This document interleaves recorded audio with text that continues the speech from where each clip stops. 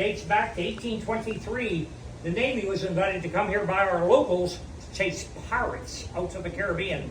Over 2,000 pirates were captured or killed. We become a city in 1828. That makes us the third oldest city in Florida, right after St. Augustine, Pensacola, then came Key West. For 50 years, we were the biggest city in the state. Kind of hard to imagine when you're looking at Miami, or Orlando, or Jacksonville, or St. Pete, or just about everybody grew except us. Well, location, location, location. Everyone had to sail past Key West to get to the Gulf Stream, to go to North America, or to go to Europe. For that reason, we were a very rich and powerful city. We controlled all the shipping between here and Cuba.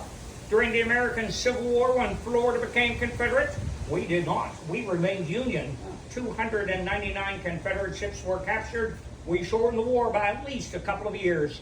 Well, following our Civil War, wouldn't you know it, there was another Civil War already starting, this time between Cuba and Spain.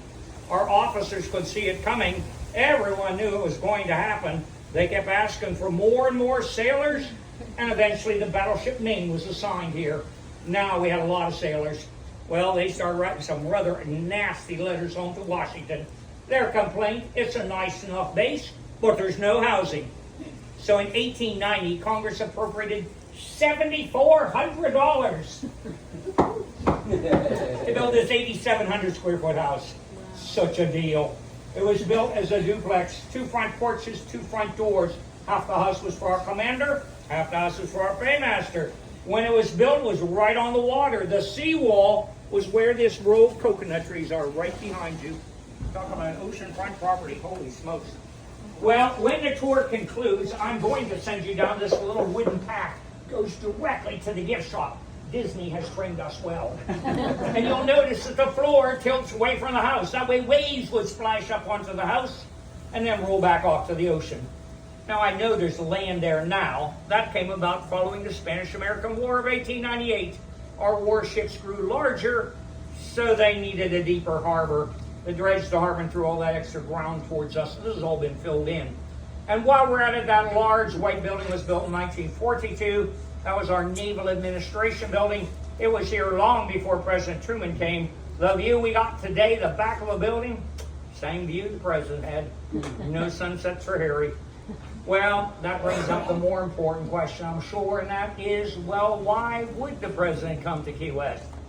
On April 12, 1945, Franklin Roosevelt, our president, died of a cerebral hemorrhage. Vice President Truman becomes our new president. There is no provision to make another vice president. He is running the country by himself. He's really working night and day, quite exhausted. Admiral Nimitz spoke up and said, I believe I have a solution, sir. The base commander in Key West, Florida, is a bachelor. He's moved to smaller quarters. This very big house is sitting empty. So President Truman comes with a staff of 16 in November of 1946. Wasn't planning to do a thing. Well, they went swimming, they went fishing, they went sightseeing. And then someone reminded the president, you know, sir, this is a research facility. We're developing some interesting new things. Perhaps you'd like to see what we're working on. And the president and his staff went out on a captured German sub and went diving 450 feet. And the sub sprang a leak. Nothing like drowning the commander-in-chief when he comes to visit. I'm happy to report the president did not die. We could never cover that up. So when Truman gets back on dry land, he says, I love this place. Whenever I get tired, I will return. 12 weeks later, he was back. So every November, December, every February, March, the president would come for a week, 2 weeks, a month at a time. And he really says he felt he got more work done here than Washington because there were less interruptions. Altogether, he was here 175 days, 6 months of his presidency. Almost always he came by plane. Once, just once, did he try sailing to Key West, and he ran into a hurricane. That was enough to convince him not to do that again.